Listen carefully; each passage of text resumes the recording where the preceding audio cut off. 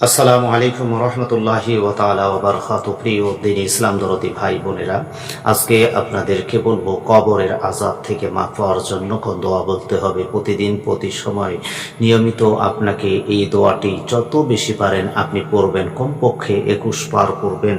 প্রতিদিন এই দোয়াটি যদি পাঠ করা যায় তাহলে আল্লাহ সুবহানাহু ওয়া তাআলা ওই সকল ব্যক্তিদেরকে কবরের আযাব থেকে মাফ করে দেবেন। কবরের আযাব থেকে মাফ পাওয়ার জন্য যেই দোয়াটি আপনারা পড়বেন সেই দোয়াটি হলো এই। প্রথমে আপনি বিসমিল্লাহ যদি বলেন তাহলে খুবই উত্তম, যদি নাও বলেন ইনশাল্লাহ চলে যাবে। শুধু বলতে হবে আযাকিল্লাহু মিন আযাবিল কবর, আযাকিল্লাহু মিন আযাবিল কবর, আযাকিল্লাহু মিন আযাবিল কবর। হে আল্লাহ, আমাকে কবরের আযাব থেকে রক্ষা করুন। এটা আপনাকে কবরের আযাব থেকে মাফ পাওয়ার জন্য আল্লাহর কাছে দোয়া চাইতে হবে। আল্লাহ আপনাকে কবরের আযাব থেকে, কবরে যাওয়ার সঙ্গে সঙ্গে আল্লাহ আপনাকে মাফ করবেন ইনশাআল্লাহ।